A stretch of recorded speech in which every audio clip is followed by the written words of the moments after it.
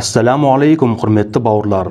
Бір күні пайғамбар саллаллаху алейхи вассалам сахабаларға мынандай бір сөз айтады. Мен қазір сендерге бүкіл дұғалар қабыл болатын бір сөзді айтып берем дейді. Құрметті бауырлар, видеоға лайк басып, пікір қалдырып, және достарыңызбен бөліссеңіздер, нұр үстіне нұр болар еді. Сіздер үшін 1-2 секунд, ал біз үшін үлкен мотивация.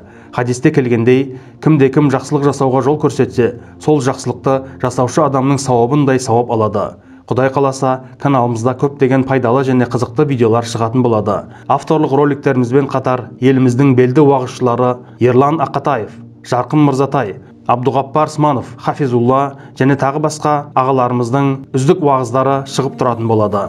Бізбен бірге болыңыздар, ал біз жалғастырайық. Сол кезде осы сөзді айтайын деген кезде, бұл Саад ибн Абу Вақастан келеді, осы хадис, сахих хадис. Сонда бір бәдәуи келеді, пайғамбарды саллаллаху алейхи вассалам алаңдатып, өзіне қаратып алады, өзінің сұрақтарын қойып, пайғамбар саллаллаху алейхи вассалам оған жауап беріп, былай айтқан кезде бағанағы сендердің дұғаларың қабыл болады деген осы сөзден кейін деген сөзді ұмытып кетеді.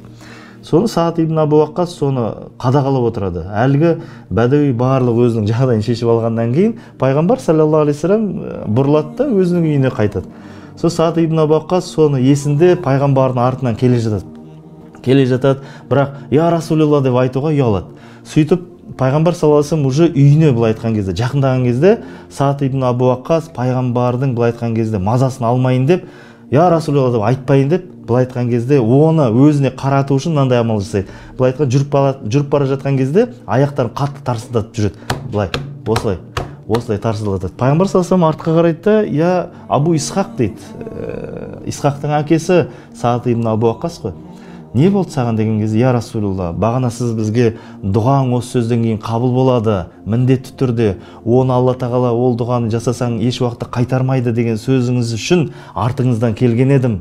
Бағана айта алмай қалдыңыз, өйткені бәдәуи сіздің көңіліңізді былай айтқан кезде ауып кетті. Сол сөзді маған үйретіңізші деген кезде пайғамбар оған Аллахтың игілігімен сәлем болсын айтады.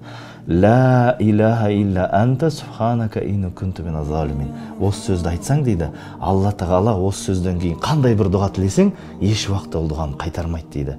Я Раббым, сенен басқа ешбір құлшылыққа лайықты бірде бір құдай жоқ. Сенің кемшілігің жоқ, кемшіліксізсің, я Раббым. Және де мен өз-өзіме еткен, зұлымдық еткен құлдардың бірімін деген сөз. Ла илаха илля анта субханака инна кунту миназ залимин деген сөз. Осы сөзді, осы дұғаны жаттап алыңыздар. Осы сөзден кейін еш уақытта дұғалар қайтарылмайды. Ол пайғамбар саллаллаху алейхи вассаламның айтқан кепілі. Бауырлар, видеоны соңына дейін көргендеріңізге Аллах разы болсын. Арнамыздағы басқа да роликтерге мән беріп көрсеңіздер, назарларыңызға рахмет. Ассаламу алейкум ва рахматуллахи ва баракатух.